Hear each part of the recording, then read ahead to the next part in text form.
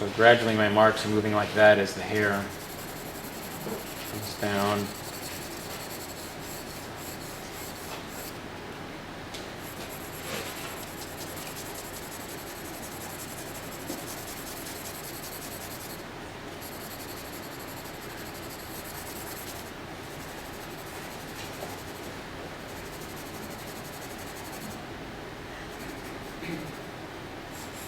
And then I'm also going to think about the negative space right here, because like I was saying earlier, that's going to affect the way the lighter areas of the hair are going to look. And if I look close, I can see the negative space is much darker than the area here, but not quite as dark as this deeper part of the shadow here.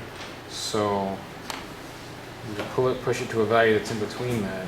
I think I'm going to go to, I could stick with the B pencil.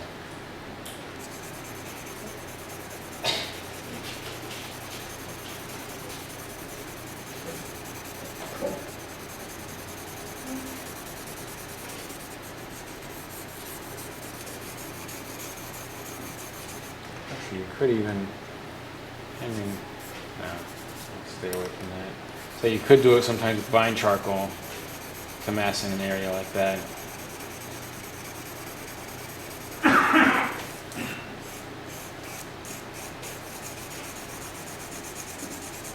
There's no reason you couldn't have started this whole drawing with vine charcoal, you know.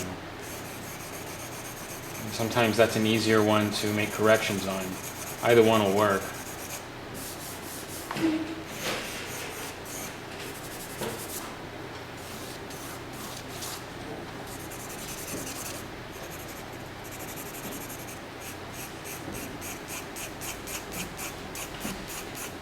I'm just looking at the edge of where the hair meets the negative space. Everybody knows what I mean when I say negative space, yeah? Anybody not know what I mean? Yeah. What's that?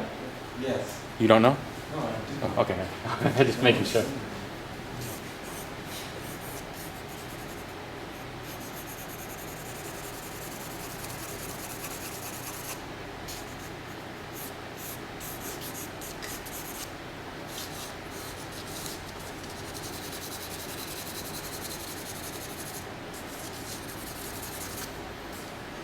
Jump to here because it's a darker shadow.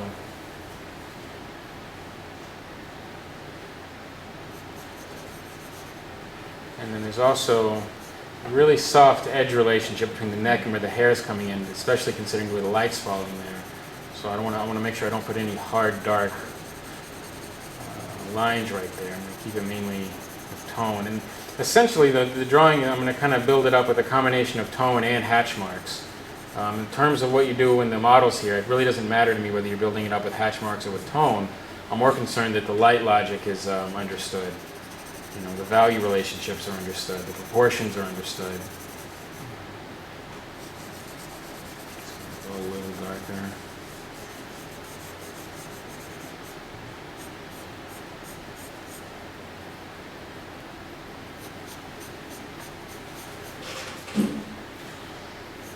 And even at this stage, where I'm kind of keeping things, I want to say blurred, but subtly getting specific with the values, I'm still kind of holding the pencil like this rather than trying to do that.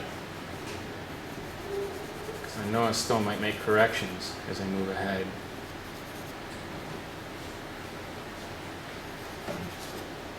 Not to say that I won't get to a stage where I do this and hold the pencil like that, but just don't overdo it.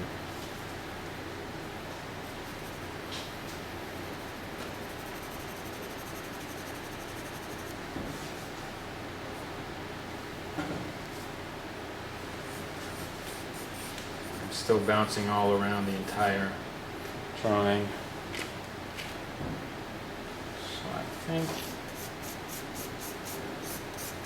I'll smooth this out a little bit more, and then I'm going to start to get into some of those specific features.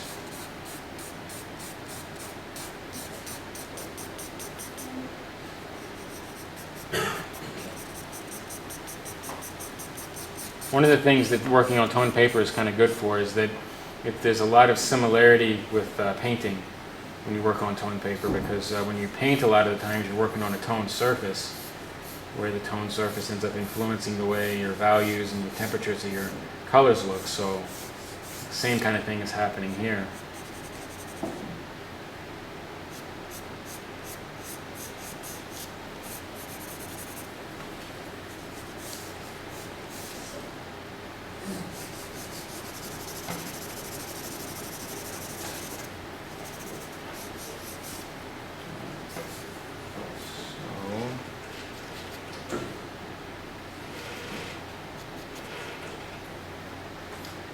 When some of the reshaping and subtle adjusting, like sometimes I'll come over to you guys and say, well, you know, in general your proportions are okay and the shapes are all right, but there's still subtle adjusting to the form and smaller shapes that need to be done to lock it in, and that's kind of what I'm doing right now.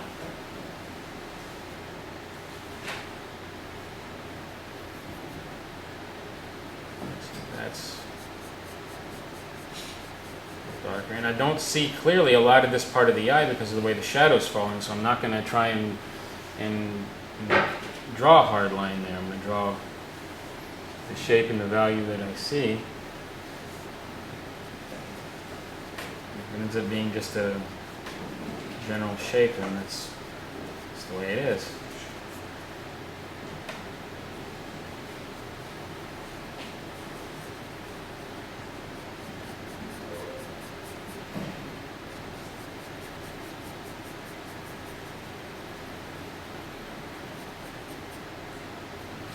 Along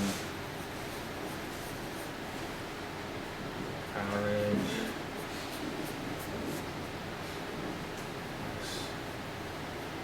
A nice cast shadow shape along here. See, the edge here is a little more prominent in some of the other ones, so I'll give it a little bit more specificity.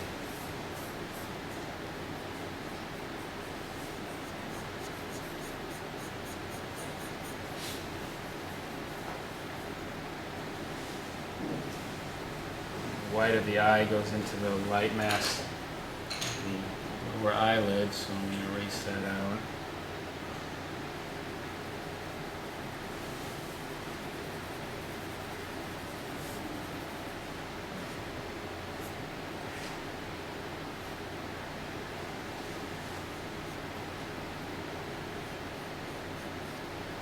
I'm going to develop a little bit of this side and then jump to that one, so I'll make sure that they work together, because the head is basically, for the most part, a symmetrical type of, say, object.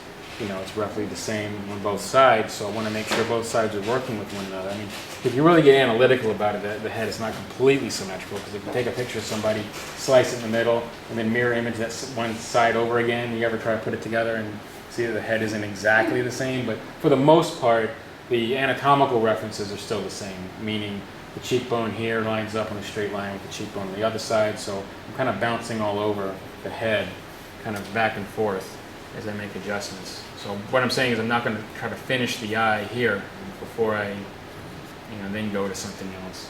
Reference it, jump somewhere else, and then go back to it again.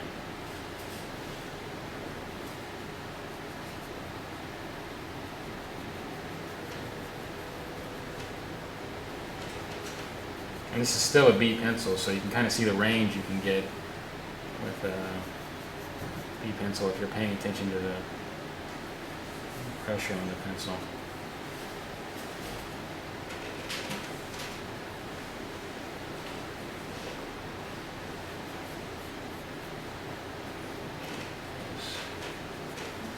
Pupil coming in there.